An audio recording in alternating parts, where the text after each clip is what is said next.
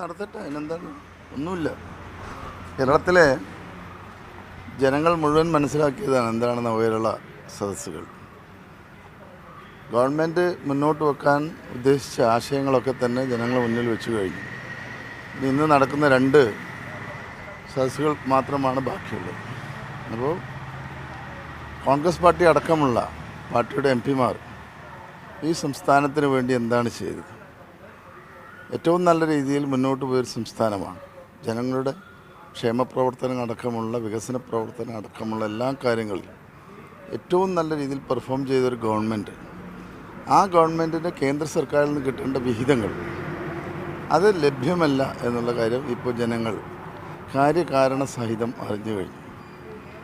അതുകൊണ്ട് തന്നെ ഈ ഒരു സന്ദേശം മുന്നോട്ട് വെക്കാനാണ് നമ്മൾ ആഗ്രഹിച്ചതും ആ സംവിധാനത്തിൽ കേരള സദസ്സ് എന്ന സംവിധാനത്തിലൂടെ അത് പൂർത്തീകരിച്ചിരിക്കുകയാണ്. ഈ അന്ത്യകൂദാശ നൽകും ഈ യാത്രയ്ക്ക് എന്നാണ് DCC പ്രസിഡന്റ് അടക്കം കഴിഞ്ഞ ദിവസം പറഞ്ഞിരിക്കുന്നത്. തലക്ക് വെളിവില്ലാത്ത ആളുകൾ ഓരോന്ന് വിളിച്ചു പറയുമ്പോൾ അതിന് മറുപടി പറയുക എന്നുള്ള വലിയ ബുദ്ധിമുട്ടുള്ള കാര്യമാണ്. കേരളത്തിൽ നിങ്ങൾ കാണുന്നുണ്ട് 2016 മുമ്പ് 2016 ഒരു ഭരണ സംവിധാനം ഉണ്ടായി. ഇപ്പോൾ കഴിഞ്ഞ 16 ശേഷം 23 വരെയുള്ള ഇപ്പോൾ 24 കേരളത്തിൽ വന്ന മാറ്റങ്ങൾ നിങ്ങളൊക്കെ കാണുന്നതാണ്. ഒരു സാധാരണ പത്രപ്രവർത്തകൻ മാത്രമല്ല, ഒരു സാധാരണ മനുഷ്യൻ കേരളത്തിൽ കാണുന്നതാണ് എങ്ങനെയാണ് മാറിയത്, ഓരോ മേഖലയും എങ്ങനെയാണ് മാറിയത്.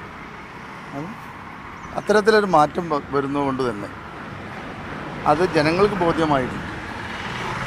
അത് ഇത്തരത്തിലുള്ള ഏറ്റവും മോശപ്പെട്ട വാക്കുകൾ ഉപയോഗിക്കുന്ന കാര്യത്തിൽ കോൺഗ്രസ് DCC പ്രസിഡന്റുമാർ മാത്രമല്ല, കേരളത്തിലെ പ്രതിപക്ഷ നേതാവും ആ കാര്യത്തിലൊന്നും ഒരു കുറവുമില്ല. ഇത്തരത്തിൽ കാര്യങ്ങൾ ഇങ്ങനെ വിളിച്ചു പറയുന്ന കാര്യത്തിൽ. അപ്പോൾ ഇതൊക്കെ മനസ്സിലാക്കി ജനങ്ങളോട് ചോദിക്കാൻ പറയണം. അവരോട് ജനങ്ങളോട് ചോദിക്കട്ടെ, ഈ ഭരണം കേരളത്തിന് നേട്ടം സമ്മാനിച്ചിട്ടുണ്ടോ? ഈ ഭരണം കൊണ്ട് 7.5 കൊല്ലം കൊണ്ട് കേരളത്തിന് എന്തെങ്കിലും മാറ്റം വന്നു? അവരത് അന്വേഷിക്കട്ടെ. ഈ മറ്റൊരു വിഷയം, സഭ കടുത്ത വിമർശനം ഈ മന്ത്രിസഭയിലെ സജി ചെറിയാൻ ഉൾപ്പെടെയുള്ളവർക്കെതിരെ ഉന്നയിച്ചിട്ടുണ്ട്. അതായത് ഈ പ്രധാനമന്ത്രിയും ബിഷപ്പുമാരും തമ്മിലുള്ള കൂടിക്കാഴ്ചയെ വിമർശിച്ചതിനാണ് സഭ പിന്നീട് വിമർശനവുമായി എത്തിയിരിക്കുന്നത്. ഈ കാര്യത്തിൽ വലിയൊരു അഭിപ്രായം പറയാൻ ഞാൻ ആഗ്രഹിക്കുന്നില്ലെങ്കിൽ കൂടി ചെറിയ കാര്യം പറയാം. താങ്കളൊരു വിഷയം ഉന്നയിച്ചതുമായി ബന്ധപ്പെട്ടും ഒരു വിമർശനം ഉണ്ടായിരുന്നല്ലോ. നോക്കൂ, ഇവിടെ നമ്മുടെ രാജ്യത്തിൽ മണിപ്പൂർ സംസ്ഥാനം അടക്കമുള്ള സ്ഥലങ്ങളിൽ ഈ കഴിഞ്ഞ ക്രിസ്മസ് അടക്കമുള്ള കാര്യങ്ങളിൽ സംഘപരിവാർ എടുത്തൊരു നിലപാടുണ്ട്. ക്രിസ്ത്യൻ കമ്മ്യൂണിറ്റിക്കെതിരായി ഒരു മൈനോറിറ്റിയാണ്. അപ്പോൾ ഇത്രയും കൂടുതൽ ബുദ്ധിമുട്ടുണ്ടായ ഒരു സമയത്ത് ഒരു എലക്ഷൻ വരുമ്പോൾ ആ എലക്ഷന് മുന്നോടിയായി ഇന്ത്യ രാജ്യം ഭരിക്കുന്ന രാഷ്ട്രീയ പാർട്ടി ഒരു വിരുന്ന് സംഘടിപ്പിക്കുകയാണ്. അപ്പോൾ ഈ വിരുന്നോടുകൂടി കേരളത്തിലെ മൈനോറിറ്റിക്കുണ്ടായിട്ടുള്ള പ്രശ്നങ്ങൾ അവസാനിക്കുന്നുണ്ട്. ഇതാണ് പ്രസക്തമായ ചോദ്യം. ഞാൻ മറ്റുള്ള ഒന്നിനെയും സ്പർശിക്കാൻ പോകുന്നില്ല. ഇതിൽ പ്രസക്തമായ ചോദ്യം ഇതാണ്: മണിപ്പൂർ അടക്കമുള്ള ഇന്ത്യയിലെ വിവിധ സംസ്ഥാനങ്ങളിൽ ഉള്ള ഇത്രയും പ്രധാനപ്പെട്ട മൈനോറിറ്റിക്കെതിരായിട്ട് നടന്ന നിരവധി മരണങ്ങൾ, നൂറുകണക്കിന് മരണങ്ങൾ നടന്നു.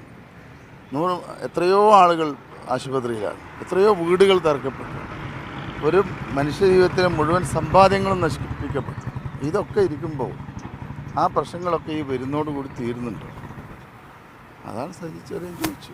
അത്രയേ ഉള്ളൂ. അതിൽ ചോദിച്ചത് തെറ്റില്ല. അതിനെന്താ തെറ്റ്? ഒരു കുഴപ്പമില്ല. സഭയുടെ വിമർശനത്തെ എങ്ങനെയാണ് കാണുന്നത്? അതൊക്കെ ആർക്കും വിമർശിക്കാൻ സ്വാതന്ത്ര്യമുള്ളൊരു സംസ്ഥാനമാണ് കേരളം. കേരളത്തിൻ്റെ പുറത്ത് പോയി ആർക്കെങ്കിലും ഇത്തരത്തിൽ വിമർശിക്കാനുള്ള ധൈര്യമുണ്ട് ഇന്ത്യയിൽ? അവസാനം താങ്കളൊരു പ്രതികരണം നടത്തിയതുമായി ബന്ധപ്പെട്ട് താങ്കൾക്ക് നേരെ മറ്റൊരു സംഘടന പ്രതിഷേധിക്കുകയും വിമർശനം ഉന്നയിക്കുകയൊക്കെ ചെയ്തിരുന്നല്ലോ. അതിൻ്റെ സ്പിരിറ്റിൽ ഞാൻ കാണുന്നുള്ളൂ. സ്വാഭാവികം ഞാൻ പറയാനുള്ളത് പറഞ്ഞു, അവർ പറയാനുള്ളത് അവർ പറഞ്ഞു, അത്രേ കണ്ടാൽ മതി. താങ്കൾ അതിൽ ഉറച്ചു നിൽക്കുകയാണ്. താങ്കൾ പറഞ്ഞു. നോക്കൂ, ഉറക്കുക എന്നുള്ളതല്ല, കേരളത്തിലെ മതസൗഹാർദ്ദ അന്തരീക്ഷം തകർക്കുന്ന രീതിയിൽ ആരും പ്രസ്താവന നടത്താൻ പാടില്ല. അതിലങ്ങനെ കണ്ടാൽ മതി, അത്രേ ഉള്ളൂ. കാരണം നമ്മൾ കേരളത്തിൽ വർഷങ്ങളായി കൊണ്ടുവന്ന ഒരു രീതിയുണ്ട്, അതിനെ തറക്കരുത്, അത്രയേ ഉള്ളൂ. ശരി.